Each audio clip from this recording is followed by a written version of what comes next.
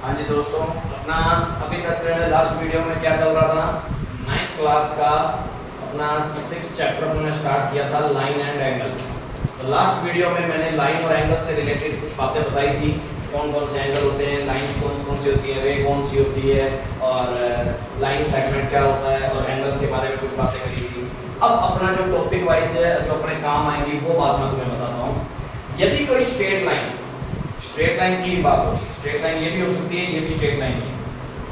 दो straight line, एक तो स्ट्रेट लाइन का मतलब दो स्ट्रेट लाइन होगी, वो आपस में इंटरसेक्ट करेंगी। इंटरसेक्ट का मतलब दोनों एक दूसरे को कहीं ना कहीं काटेंगी। यदि हिंदी में बोले तो प्रतिच्छेद करेंगे, प्रतिच्छेद भी बोलते हैं।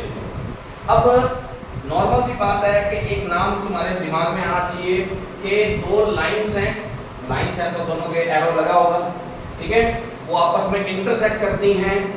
तो ये जो एंगल होते हैं, जैसे ये और ये एंगल है, जैसे एक ही वर्टेक्स पर है, वर्टेक्स इनका एक ही है, पर वर्टेक्स दोनों वर्टेक्स के क्या है, अपोजिट डायरेक्शन में, एक इस साइड में है तो दूसरा इस साइड में, ऐसे ही। और ये वाला एंगल भी दोनों आपस में एक ही वर्टेक्स के अपोजिट एंगल है।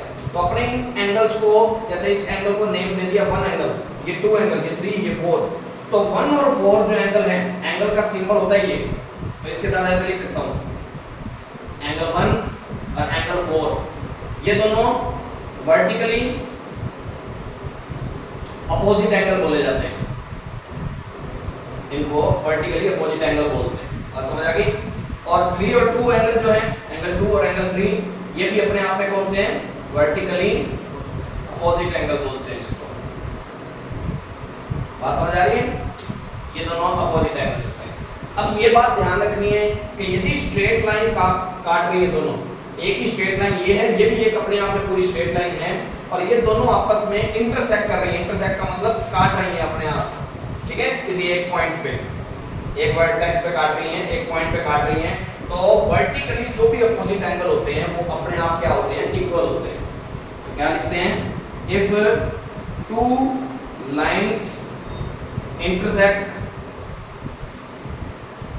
ईच अदर, मतलब आपस में एक दूसरे को काटती हैं, जब द लाइन 2 लाइंस हैं इंटरसेक्ट करेंगी, ठीक है, then the vertically angles, vertically opposite angle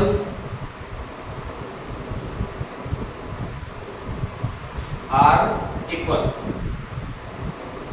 ये बात ध्यान देना कि वर्टिकल एंगल जो भी होंगे, अपोजिट एंगल एक ही वर्टेक्स के अपोजिट में जो बड़े हैं एंगल जो भी होते हैं वो इक्वल होते हैं। कहने का मतलब कौन, एंगल 3 और एंगल 2 इक्वल होंगे और एंगल 1 और एंगल 4 इक्वल होंगे। क्यों? रीजन क्या है? क्योंकि ये कौन से एंगल हो गए, वर्टिकली अपोजिट एंगल। तो हमेशा कभी भी हम सीधा डायरेक्ट क्वेश्चन में ये लिखेंगे ना, तो ब्रैकेट में इसका रीजन जरूर शो करा करेंगे। और रीजन क्या है, वर्टिकली अपोजिट एंगल है। और वर्टिकली अपोजिट एंगल बनते कब हैं, जब दो स्ट्रेट लाइंस आपस में इंटरसेक्ट करती हैं, तो किसी एक पॉइंट पे इंटरसेक्ट कर रही हैं। तो एक तो होती है इंटरसेक्ट लाइन, ठीक है। अब दूसरी लाइन होती है पैरेलल लाइंस, जो इंटरसेक्ट नहीं करती, पैरेलल, इसको बोलते हैं नॉन इंटरसेक्टिंग लाइन और पैरेलल लाइन।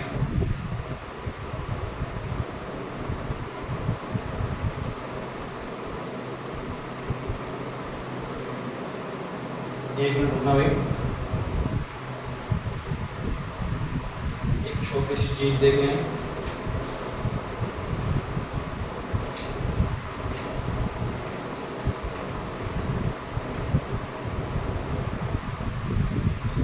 ठीक है, इसको नॉन इंटरसेक्टिंग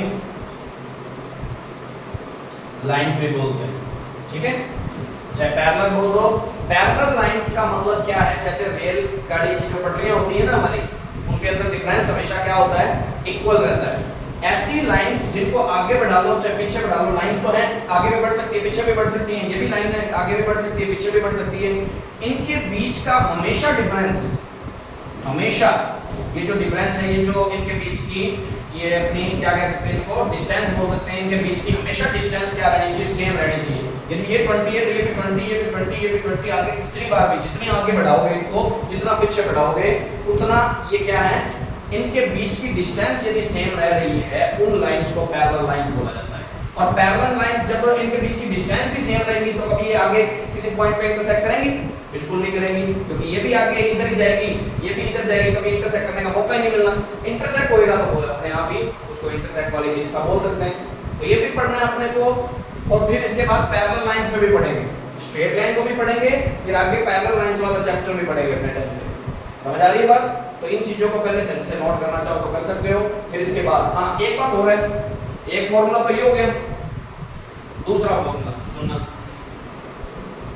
एक स्ट्रेट लाइन है जी, एक स्ट्रेट लाइन। अब स्ट्रेट लाइन पर दो एंगल बन रहे हैं, मान लो कि ये एक पॉइंट यहाँ से एक एंगल ये बना और एक एंगल ये बना। इन एंगल्स को कौन सा एंगल बोलते हैं? हाँ ये वाला एंगल बोलते हैं ना कि एक ही वर्टेक्स हो तो ये एंगल और इसी वर्टेक्स से ये एंगल बन रहा है, ये दोनों एंगल्स कौन से हो गए? एडजेंट्स एंगल बोल दिए ये आगे। अब ये एंगल कभी भी बन जाए वो एक स्ट्रेट लाइन पे बढ़ेंगे, इसी तरीके से बढ़ेंगे ये दोनों एंगल, दिख रहे हैं? अब हमेशा ध्यान रखना कि एक स्ट्रेट लाइन पर ये वाले एंगल बन रहे हैं, बिल्कुल एक स्ट्रेट लाइन पे बन रहे हैं, तो इनका जो सम होगा, मतलब एंगल नंबर 1 और एंगल नंबर 2, तो इन दोनों का सम हमेशा कितना होगा? 180 डिग्री बोलेंगे इसको। इसको बोलते हैं linear lines pair. In short में क्या बोलते हैं? लीनियर लाइंस पेयर बोला जाता है। लीनियर का मतलब एक लाइन, लीनियर लाइन, लीनियर मतलब स्ट्रेट लाइन को ही बोल दिया जाता है एक प्रकार से, ठीक है? एक स्ट्रेट लाइन के ऊपर बनने वाले एंगल, कितने एंगल?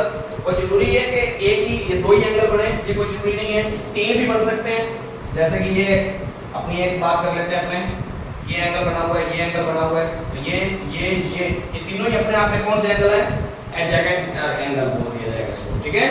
ये इस टाइप से एंगल, तो ये तीनों ही एंगल का सम कितना होगा? Angle 1 plus angle 2 plus angle 3 is equal to 180, क्योंकि ये तीनों किस लाइन पे बने हुए हैं? एक स्ट्रेट लाइन पे बने हुए हैं। यदि कोई एंगल इस टाइप के एंगल जो है यदि एक ही लाइन पे बने हुए हैं और स्ट्रेट लाइन पे बने हुए हैं, चाहे दो एंगल हो चाहे तीन एंगल हो, ठीक है, उनका सम हमेशा कितना होता है? 180 डिग्री होता है। और इन्हीं एंगल्स को क्या बोलते हैं? लीनियर लाइंस पेयर बोल दिया जाता है इन शॉर्ट, ठीक है ना? तो इसको नोट करना चाहो तो कर सकते हो।